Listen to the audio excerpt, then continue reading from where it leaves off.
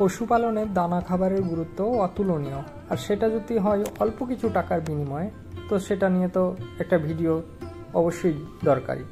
তো আজকে আমি এই ভিডিওতে তুলে ধরেছি ছাগল গরুর জন্য একদম অল্প খরচে কিছু দানা খাবার আমরা তৈরি করতে পারি, তার সঙ্গে যে গাছটা সে গাছটাও আমরা খাওয়াতে পারি।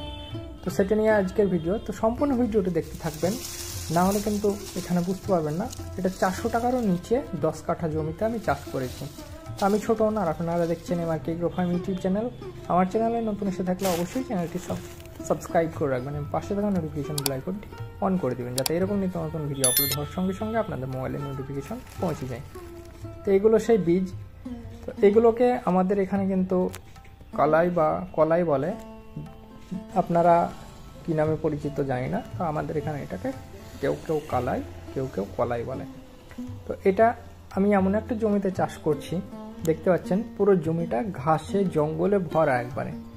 তো জমিতে ছাগল গরু চড়ছে, এগুলো লোকের ছাগল গরু পড়েছিল জমিটা। তো জমিটা কিভাবে জঙ্গল বেঁধে আছে দেখতে পাচ্ছেন।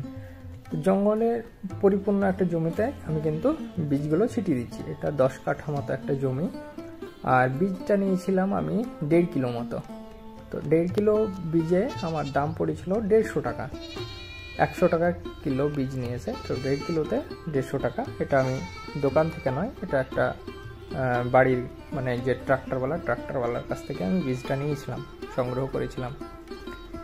তো এই বীজটা আমি ছিটানো হয়ে গেলে এই জমিটাতে একটা মাত্র ট্রাক্টর দিয়ে চাষ দেওয়া হবে। এই যে ট্রাক্টর দেখতে পাচ্ছেন, ট্রাক্টরে চাষ শুরু করবে।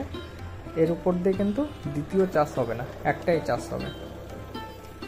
তো এরপরে এই জমিতে যে ঘাসটা আমি পাবো, সেই ঘাসটা কিন্তু কাঁচা অবস্থাতেই আমি খাওয়াতে পারি, অথবা যদি ভাবি আমি শুকিয়ে স্টোরেজ করে রাখবো বর্ষাকালের জন্য, তো সেক্ষেত্রেও আমি শুকিয়ে এই খাবারটা বর্ষাকালের জন্য রাখতে পারি।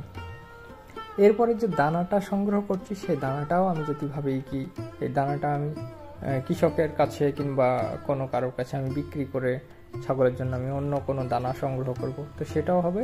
বা আপনি এই দানাটাও খাওয়াতে পারেন। এই দানাগুলোর কিন্তু অনেক দাম, 100 টাকা কিলো করে বিক্রি হয়, কিন্তু আদার্স আমরা যে ভুট্টা মুট্টা এইসবগুলো কিন্তু 20-22 টাকা কেজিতেই পেয়ে যায়। তো এই দানাটা বিক্রি করে আপনি অন্য কোনো দানাও সংগ্রহ করতে পারেন। আর এই মানে এই ফলের গাছটা এটা চাষ করতে কিন্তু সেরকম কোনো খরচ নেই, একদমই ফ্রি যাকে বলে।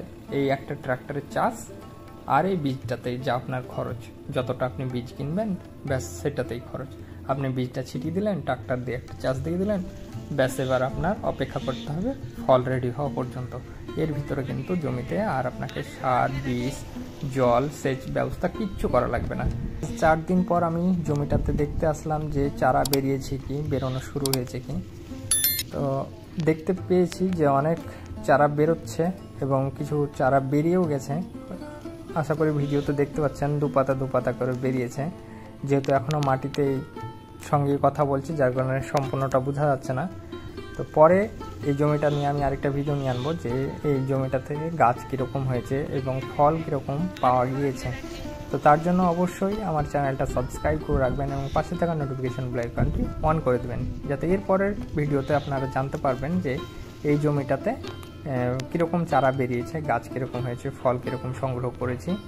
আর এটা সম্পূর্ণটাই আমার 350 টাকাতে হয়ে গেছে। 150 টাকা বীজের দাম এবং 200 টাকা চাষ করা, আর কিচ্ছু কোনো খরচ নেই। তো সম্পূর্ণ ভিডিওটি দেখার জন্য আপনাদেরকে অসংখ্য ধন্যবাদ। ভালো থাকবেন, সুস্থ থাকবেন।